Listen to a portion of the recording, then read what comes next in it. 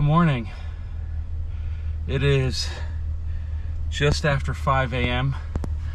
and here we are. The rental would like the key. There we go. Well, thank you for joining me this morning. It's going to be about a 7-hour drive to Washington, D.C. from my house here in South Carolina. It is just under 60 degrees and it's humid as I don't know what, maybe 100%. But let's get on the road. Yeah, let's get on the road. Actually, first of all, let's see if I can get into this thing, because I'm 6.5 feet tall and the roof is over my head. So let's see what we got here. Oh yeah. All right. As the lights go out. All right, so the goal is to arrive somewhere around noonish. My appointment is at 1 o'clock. That'll give me some time for lunch and I don't know, maybe some sightseeing, who knows. But I need to get on the road and get the GPS all situated just to know which roads I'm taking. I'll let the truck warm up a little bit and then we'll head out. We're not gonna get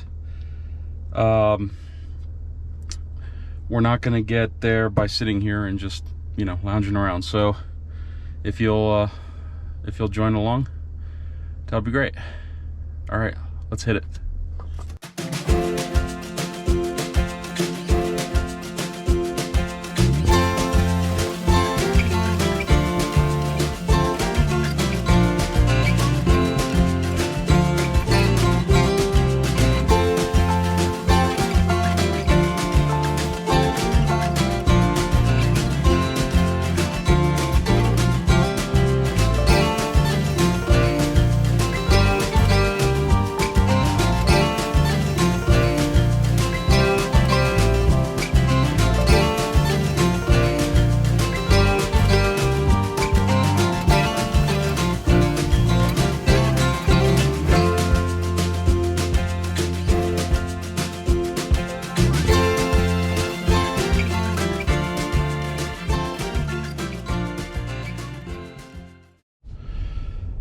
Alright, so we've made it to Charlotte and I stopped at a Love's truck stop for breakfast.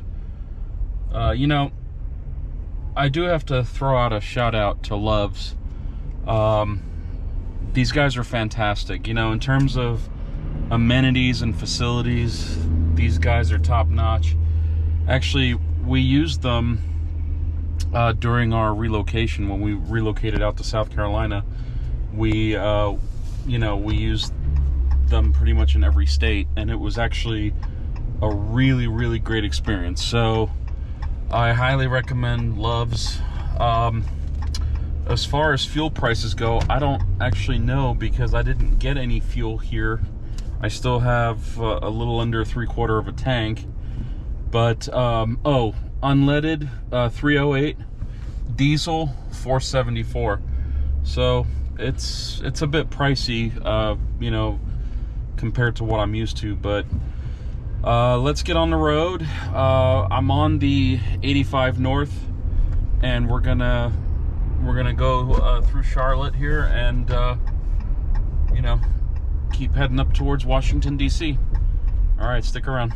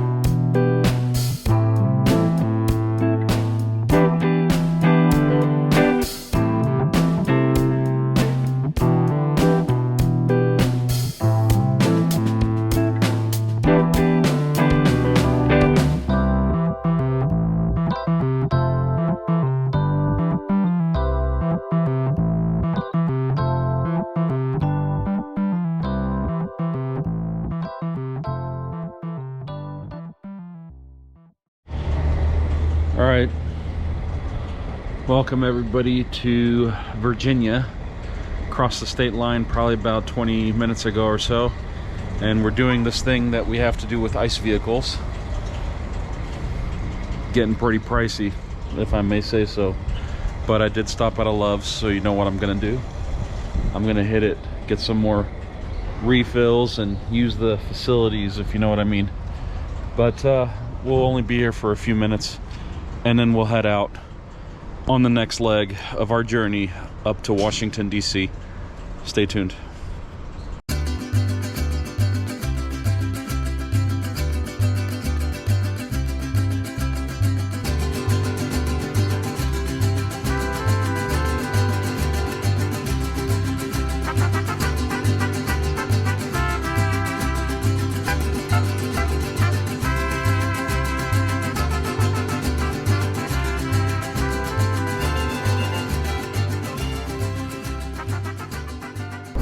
Hey, welcome to kind of an insert, if you will.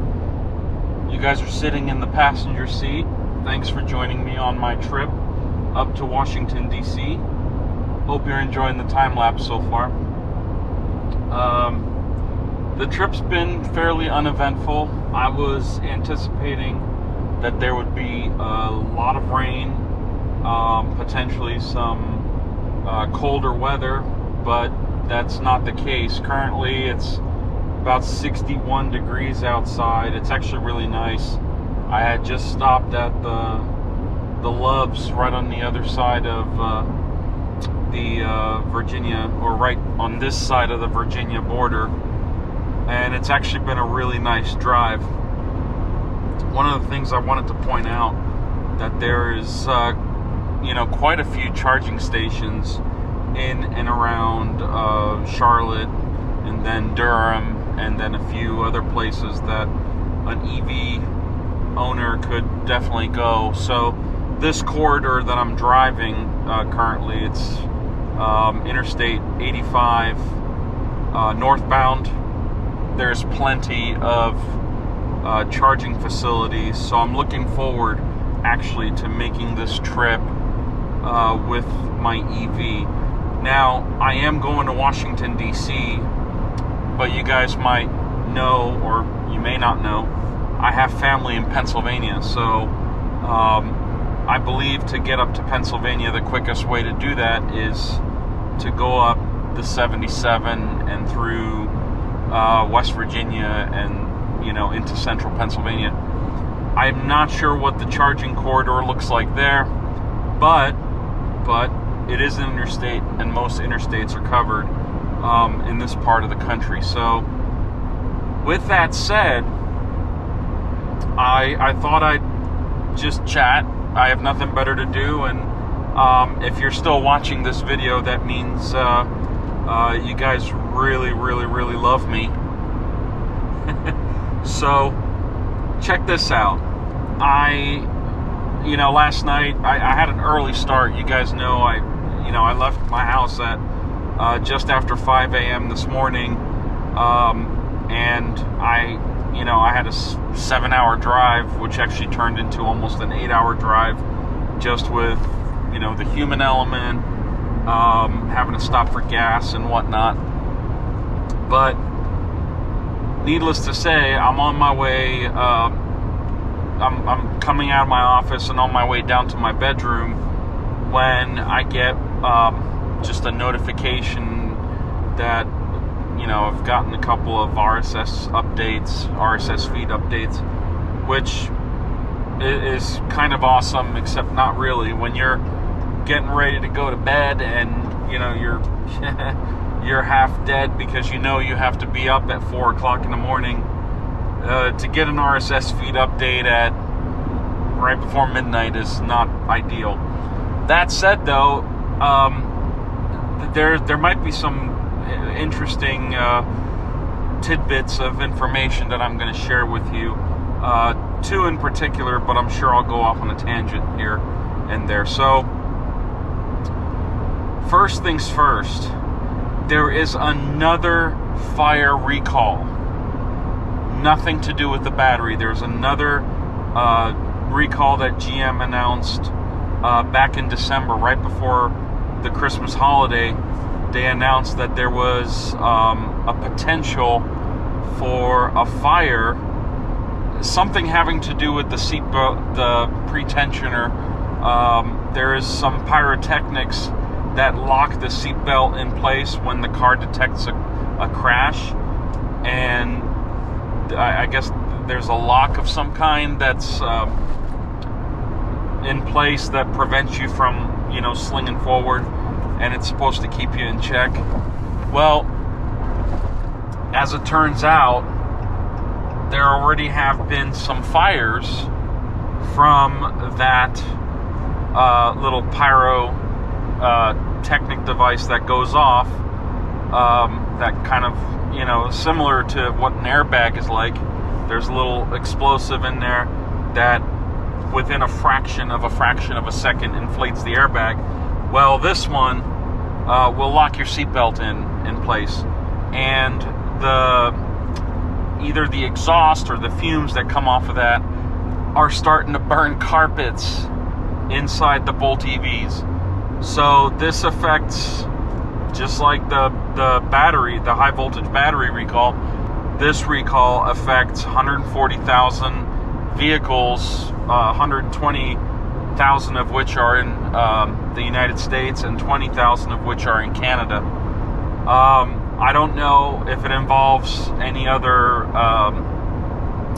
offshoots of the Bolt EV, like the Opel, Ampera, and whatnot in Europe. But suffice it to say that it's kind of a swift kick in the pants because, well, we just dealt with the battery recall. Now we're dealing with vehicles burning down from, you know, a little pyrotechnic that's supposed to keep you alive during, you know, an accident of sorts. Sorry, I was paying attention really strongly to the road because there were actually 2 highway patrollers that were pulling people over. Not just one, but 2. And they both got 2 cars in front of me, so fortunately it wasn't me. Actually, I'm probably going around the speed limit, so I should be fine. I'm really in no rush at this point. I'm late to my appointment, and I told them I would be late, but if they don't understand that I'm driving 7 hours to get there, then I'm going to have another conversation with them when I get there. Anyway, so that recall is on the way. I guess they're repairing the issue. So, as it turns out, from what I quickly read, and when I edit this video, I'll put the link down in the description for the information that, you know, the RSS link that I got. I'll put that in the description down below so you guys can read it more. But from what I understand, GM is fixing the issue by installing some aluminum foil in the area where that little device, that explosive device, vents fumes. I don't know. I guess that's one way to do a heat shield. You know, in terms of preventing maybe a spark or just excessive heat from igniting the carpet somewhere under the seat. Okay. You know, obviously this is a much more minor issue than the high voltage battery, you know, burning down your house while it's charging inside your garage. But anyway, from what I understand, this recall covers all years of the Bolt EV line and the EUV. So I don't know. I don't know if this recall will affect my 2023 EUV that I'm dealing with right now. So I think what I want to do is I want to,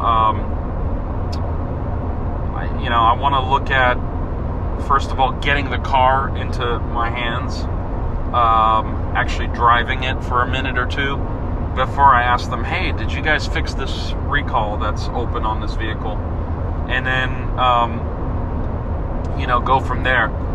The interesting thing about it is that I think this recall's been open now for about a month, and they were supposed to send emails out like they did for the high voltage battery. But man, talk about delays in communication. You know, it's all over the press, but yet GM still for some reason hasn't been able to communicate with Bolt EV owners via email that their vehicle has a second recall open for this other incident that, or issue that could cause a fire, another fire potentially, right? So if the accident's bad enough,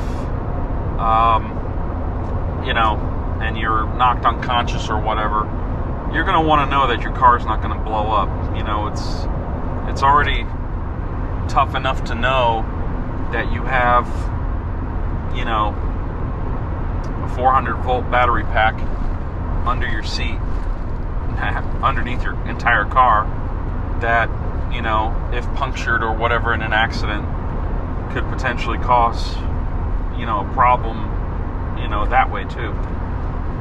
So, you know, that's kind of a, you know, a kick in the head, but it is what it is. At least it's out in the open, and people can go and get, you know, go get their dealerships involved and schedule a service or whatnot. From what I understand, also, the service doesn't take that long. You know, the recall fix doesn't take that long to do, because it's just an installation of some foil. So I don't know, you know, if it takes an hour, I'd be surprised. But that's neither here nor there. So that's number one. Number two, kind of along the same route of the Bolt EV. Well, I'm trying to think, because I had two things lined up in my mind to talk about. Oh, did you guys hear that OnStar now is offering insurance? Pretty interesting. I don't know anything about it. That was just something that I caught at the truck stop where I just got gas for this ice. I don't know anything about it, but I thought it was kind of interesting that they want to get into the insurance business. I don't know. I guess, you know, there might be some positive details that come from that. You know, one of the things that I really like is those insurance companies that give you a little OBD2 dongle that you plug into your car, and then it actually, through your phone, will send, you know, vehicle statistics to the insurance company. And I forget which one was doing that originally. It was a few years ago, pre-COVID. There was some companies that were doing that. And I'm going to hold you guys here because you're standing on a tripod on the seat, because I'm fresh out of suction cup mounts. I forget what companies were doing it, but they were essentially keeping track of how many miles you drive, how fast you drive, whether you drive recklessly or, you know, cautiously, and it would adjust your insurance rates accordingly.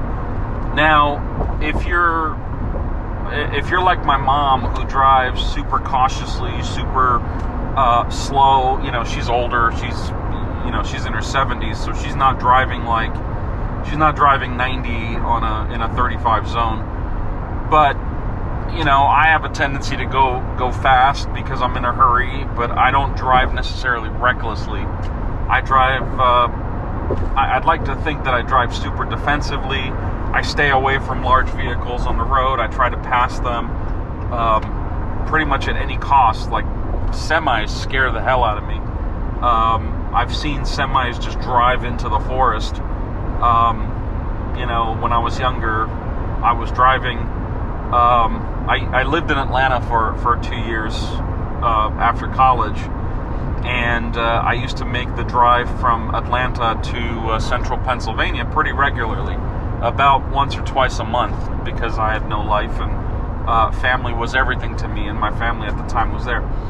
And I used to get off work at around 11 o'clock at night, and I would tackle that 10-hour drive like it was nothing. Let me tell you something. At 3 o'clock in the morning, you know, I was wide awake. I was a young kid. I was in my 20s.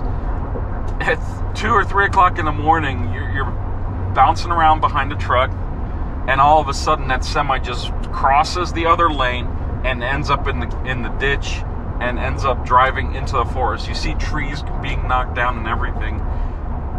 And at that moment, you know, obviously you slam on your brakes, you kind of pull over and you make sure that they're okay. I remember calling the police. They were there within seconds. Fire, ambulance, and everything. But since then, I've kind of had a petrified, you know, block in my brain when it comes to semi-trucks. So now I give them all the space in the world. I don't tail them. In fact, I have a semi probably 150 yards in front of me, you guys can see. And they're just, you know, cruising along. I'm keeping an eye on them, just doing what I do. So, that said, you know, if you're driving, you know, a lot of miles, and, you know, and I guess a part of insurance is to be honest about how much you drive. I mean, you could say, oh, I drive 12,000 miles a year, and that's great. I'm not sure they'll verify it or whatever, or actually, I don't even know if they can verify it. But that said, you know, I drive like 30 to 50,000 miles a year, and that kind of, you know, thing you can see, because if I put on the, you know, on the form to get insurance that, oh, my car is a, you know, let's just use my old Bolt EV for an example. Oh, I have a 2020 Bolt EV, and I'm, you know, renewing my insurance for another year, and they say how many miles are on it, and if I tell them in 2021 that I have 54,000 miles on the vehicle, they're going to be like, yeah, dude, you drive a lot more than 12,000 miles a year. So I guess there's some gotchas, but at the same time, you know, you got to do what you got to do.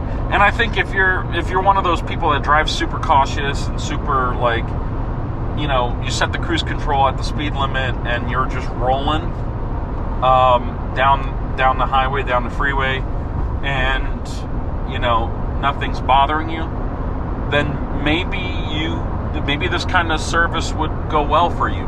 And the reason I say that OnStar's insurance offering would be interesting is because we all know that OnStar is tied into every GM vehicle since the 90s.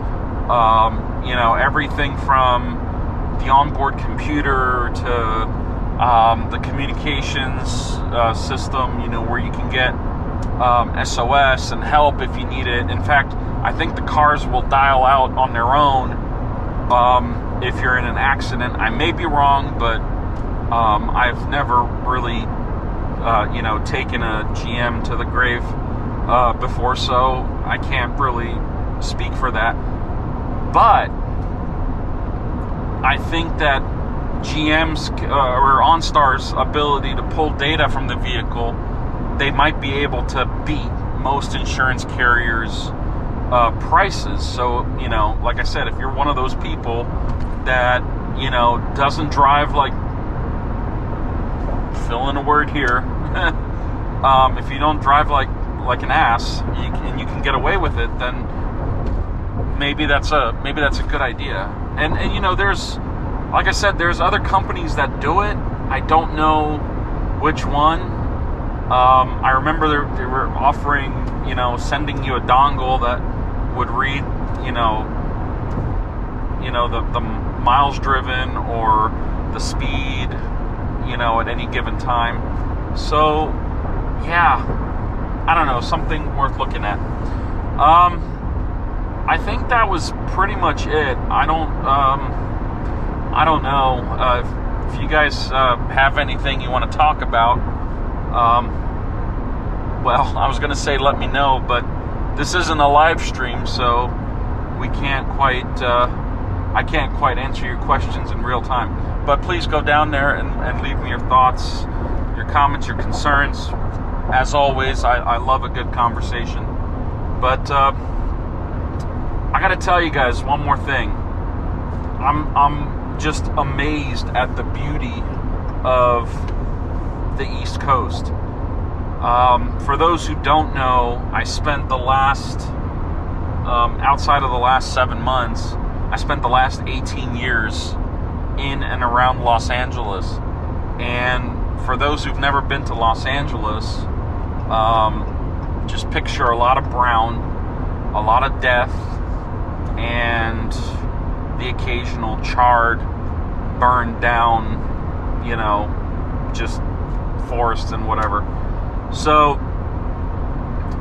one of the things that really opened my eyes as we were driving across the country was how beautiful the greenery was. And I mean, we were driving across the country when it was really hot. It was, June, and I mean, it wasn't as hot as it was in the fall, but it was still in the 80s, 90s, relatively low humidity, and it was just incredibly eye-opening how when you're crossing into the more greener area, when you're driving on 40 eastbound and you go from desert to all of a sudden, boom, forests.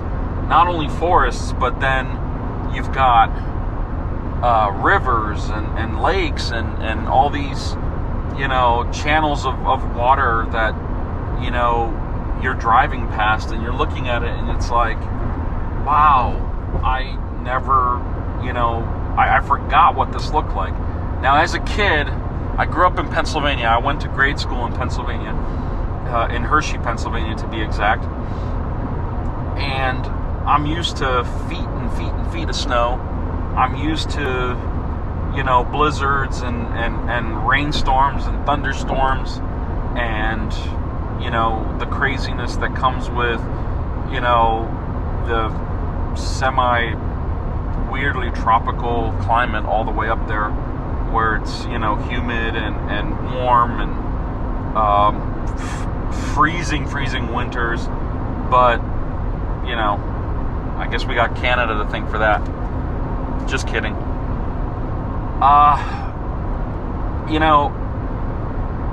I find peace and solace in this drive. I remember the last family trip that my wife, son, and I took from Santa Clarita, California to Mammoth Lakes, California, which I think roughly is about the same distance that I'm driving today.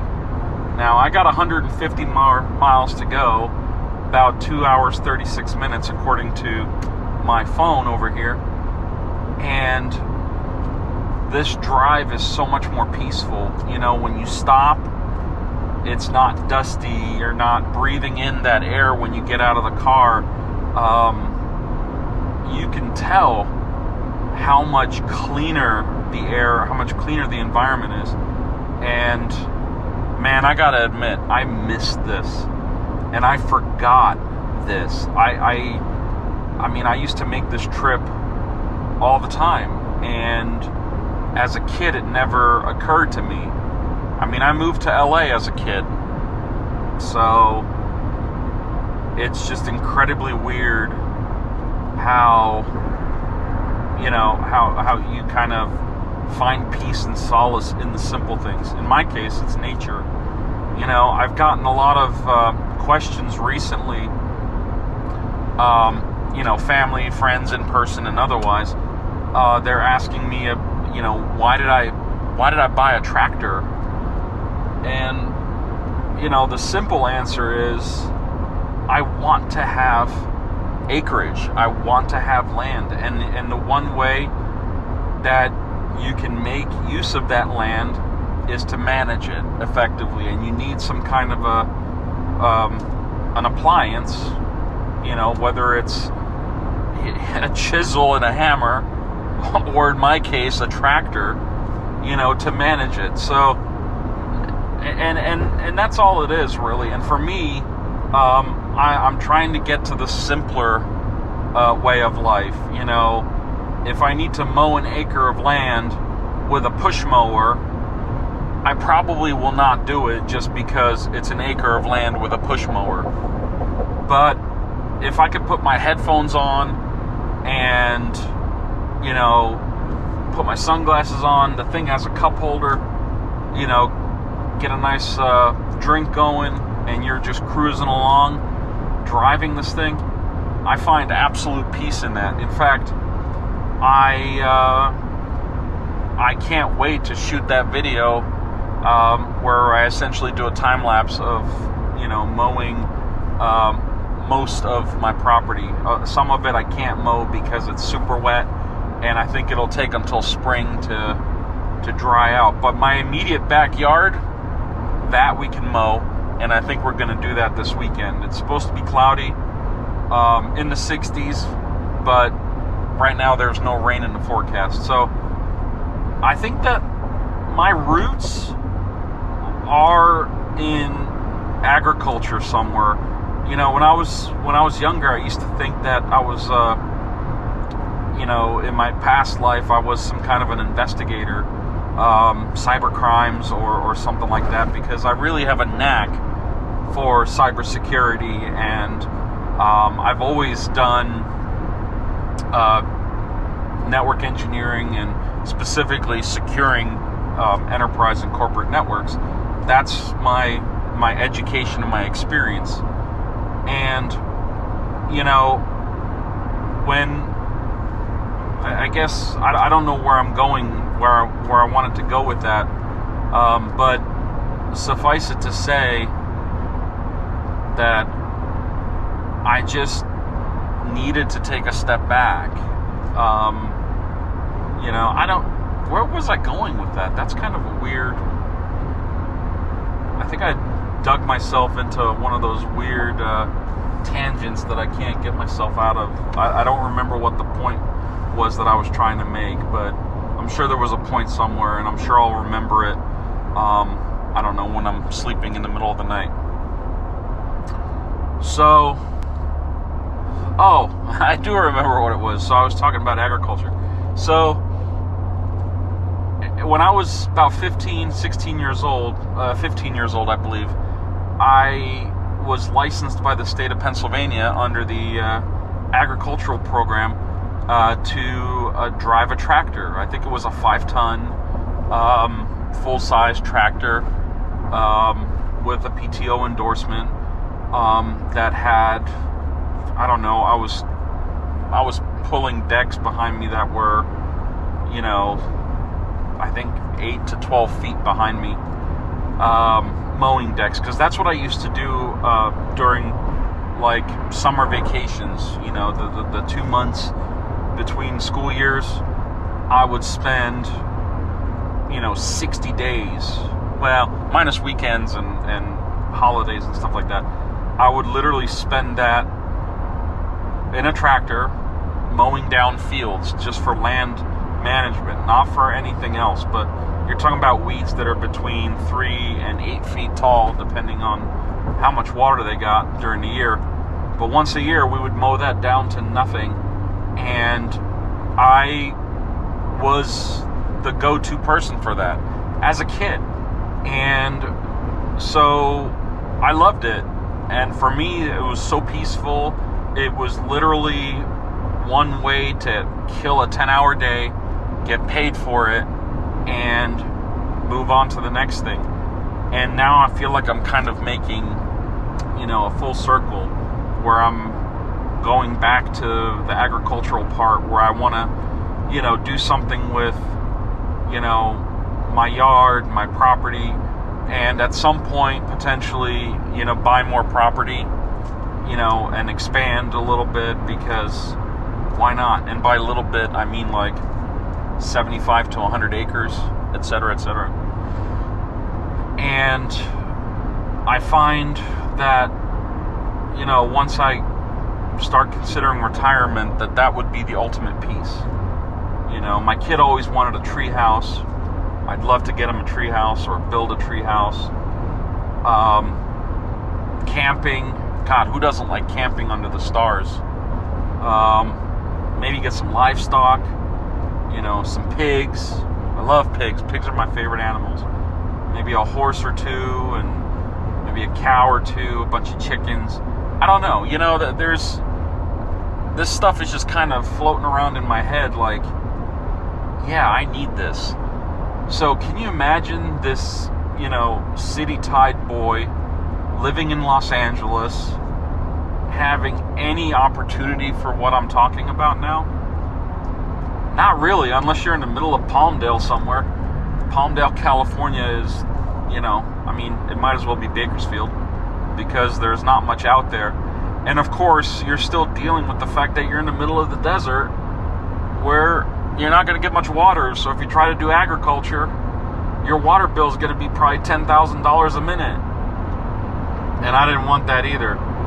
You know, you guys might remember that in my last house, or if you don't, my last house, we had a pool and a spa, and our water bill, it wasn't that high because we were, you know, within city limits, but the cost to keep up with it was very, very expensive. You know, a big chunk of my salary went to specifically all of the water features that our house had. So we had to sacrifice that for, you know, a cost reduction. But I'm not gonna, this isn't gonna be the last time I say this.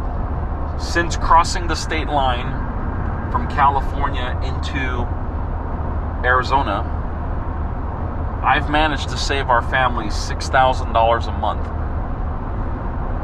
That's it. $6,000. So, you know, I know a lot of people that don't make that much per month in terms of salary.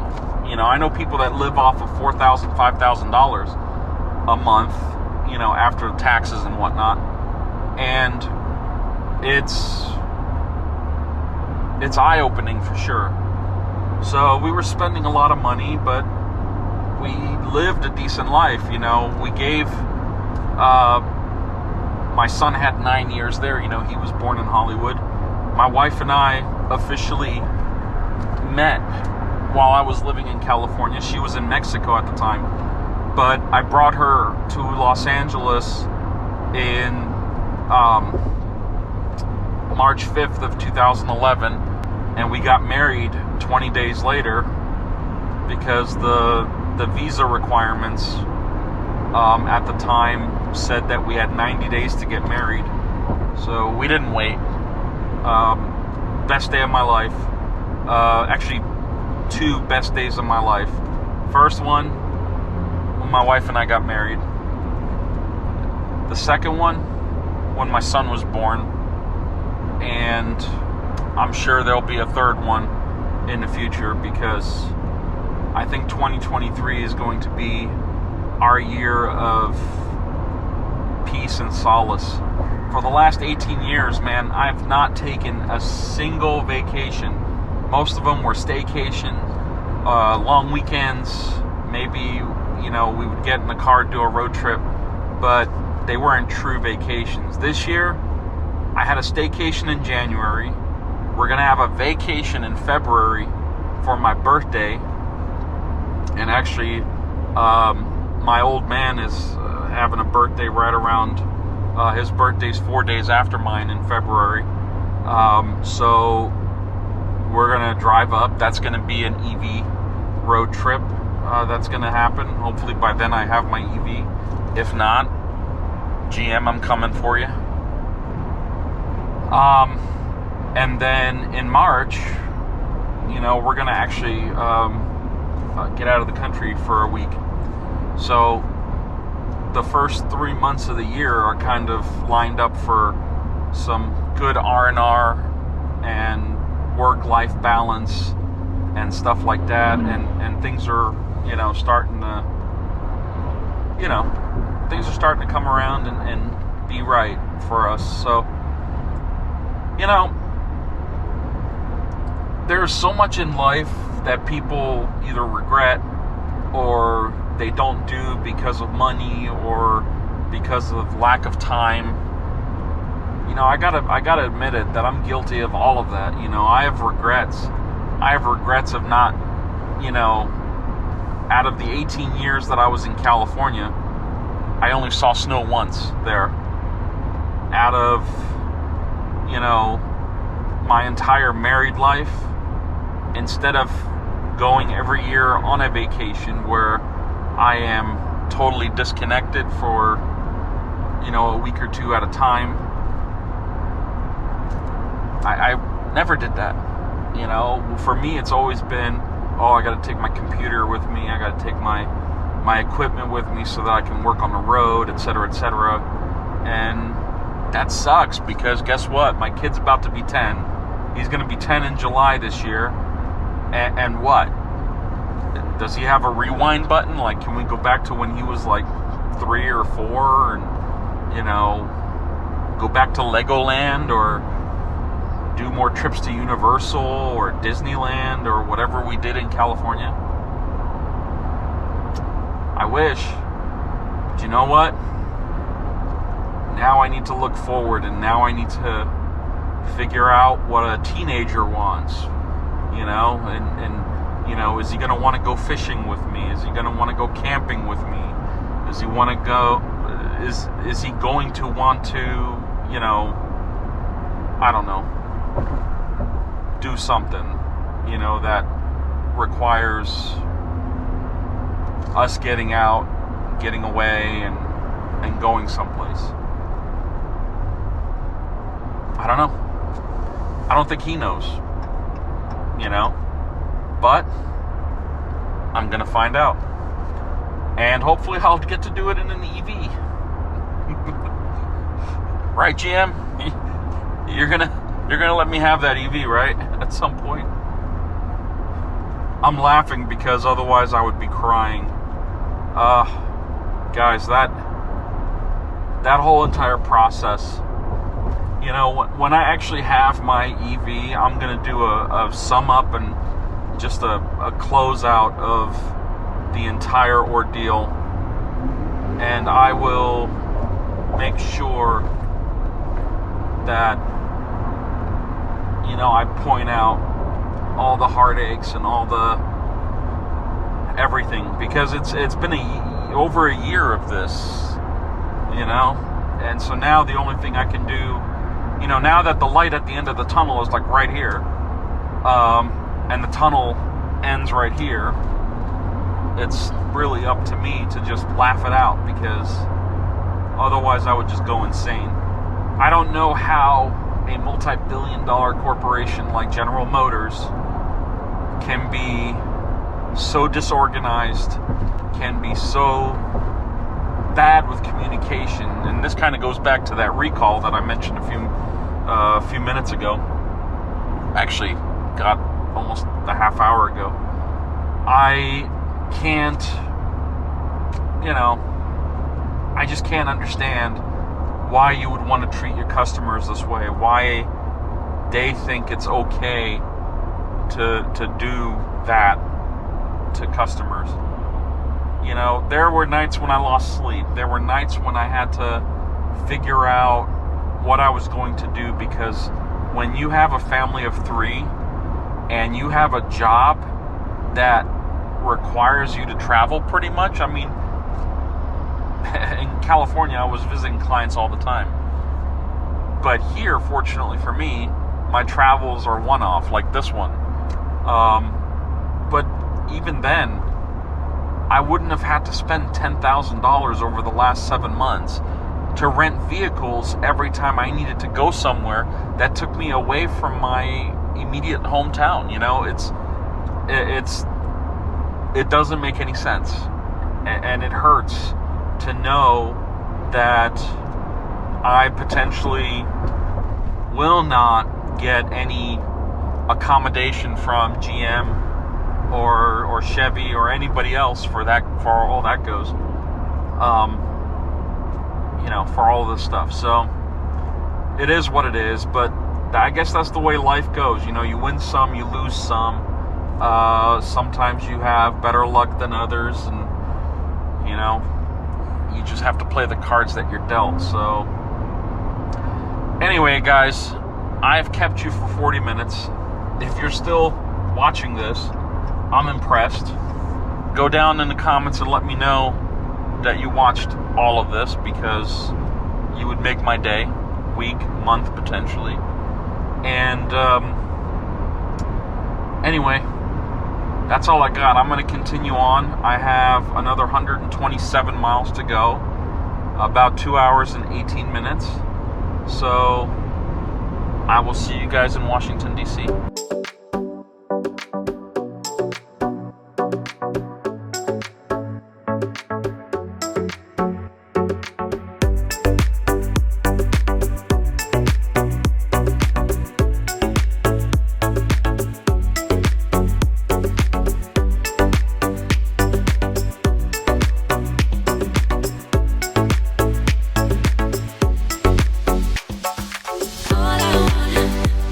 All I want